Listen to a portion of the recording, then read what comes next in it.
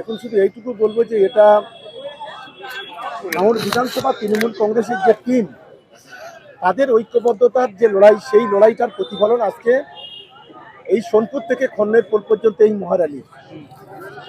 এবং বিশেষ করে আমাদের রাজ্যের বিরোধী দলনেতা যিনি আছেন শুভেন্দু অধিকারী, তাকে বলবো যদি তার কোনো লোকজন থেকে থাকে আজকে মিছিলে যদি দেখে গিয়ে মেসেজটা দেয়, তাহলে বোধহয় ও একটু নিজেকে অন্তত সংশোধন করে নেবে। কারণ চারটে লোক নিয়ে মমতা বন্দ্যোপাধ্যায়কে গালাগালি দেওয়া, অভিষেক বন্দ্যোপাধ্যায়কে গালাগালি দেওয়া, বাংলা তৃণমূল কংগ্রেসকে চোর বলা, আজকে যদি ভাঙড়ের মিছিলটা যদি কেউ দেখে, আজকে সেটাই প্রমাণিত হবে যারাই চোর বলছে তারাই সবচেয়ে বড় ডাকাত বাংলায়। আর ভাঙড়ের 50 বছরের ইতিহাসে আমি মনে করি সবচেয়ে বড় মিছিল ভাঙড় তৃণমূল কংগ্রেসের নেতৃত্বে, ভাঙড় বিধানসভা তৃণমূল কংগ্রেসের নেতৃত্বে আজকের ভাঙড়ের পবিত্র মাটিতে অনুষ্ঠিত হয়েছে।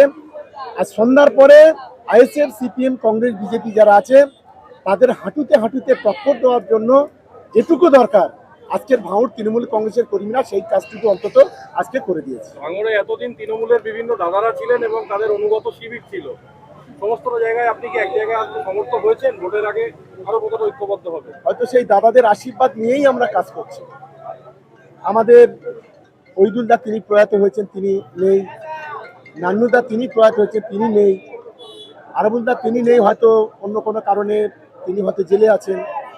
কিন্তু ভাঙড় তৃণমূল কংগ্রেস সেকেন্ড জেনারেশন, আমি মনে করি, আমি বড়দেরকে সম্মান জানিয়ে বলছি, ভাঙড়ের সেকেন্ড জেনারেশন যেভাবে উঠে এসেছে, আগামী দিনে আগামী 10 বছর কেন, 20 বছর কেন, 50 বছর ভাঙড়ের মাটিতে বিরোধীদের কোনো অস্তিত্ব আগামী দিনে থাকবে না। ভাঙড়ের সেকেন্ড জেনারেশন তারা আগামী দিনে যে লড়াইটা করবে তৃণমূল কংগ্রেসের হয়ে, সেই লড়াইয়ে বিরোধীরা কুপকাত হবে। দাদা, এই যে জমি কমিটি আব্দুল আজিজ মজিদ কদিন আগে আপনাদের মানে শান্তপুরে জয়েন করলেন, আবার তিনি জমি কমিটি ব্যাক করে গেলেন, আজকে আবার আপনাদের মঞ্চে।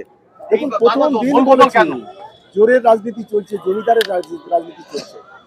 আমাদের দলে যোগ দেওয়ার পরে বাড়ি থেকে তুলে নিয়ে গিয়ে পিছনে দুটো ঝান্ডা খাড়া করে তারা, তারপরের দিন আমি দেখলাম আমাদের প্রশান্ত বাবুরা আছে, একদিনে অনেক বড় বড় খবর হয়ে গিয়েছিল। কিন্তু আজকে সেটা প্রমাণ করে দিলাম যে তৃণমূল কংগ্রেসে আব্দুল আজিজ সাহেব ছিল এবং আছে, এবং সে তার অভিব্যক্ত করেছে যে আমি ওদের কাজকর্মে অতিষ্ঠ হয়ে আমি তৃণমূল কংগ্রেসে যোগ দিয়েছি এবং তৃণমূল কংগ্রেসের হয়ে আগামী দিনে কাজ করবে। আমরা তাদেরকে দলের পক্ষ থেকে, আমি দলের পক্ষ থেকে ওয়েলকাম করছি তাদের।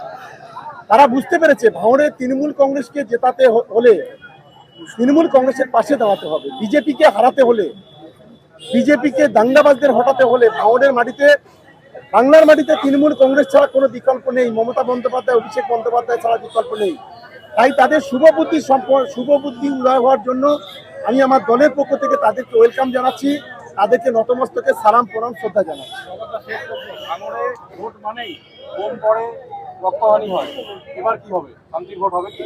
দেখুন, আমরা চ্যালেঞ্জ করে বলছি, আমরা শান্তিপূর্ণ ভোট চাই।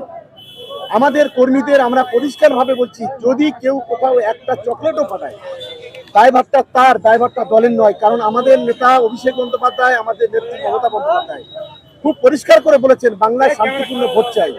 আর আমি বিশেষ করে বিজেপিকে বলবো যে ভাঙড়ে 2 জন করে সিআইএসএফ দিলে হবে না, 4 জন করে দিলে হবে না।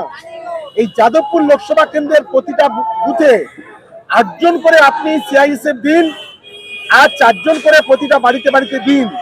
তারপরেও সাইনি ঘোষ 2 লক্ষ ভোটে জিতবেন, এটা আজকের অন ক্যামেরা আজকের এখান থেকে বলছি। আর ভাঙড় 50,000-এর বেশি ভোটে জয়লাভ করবে।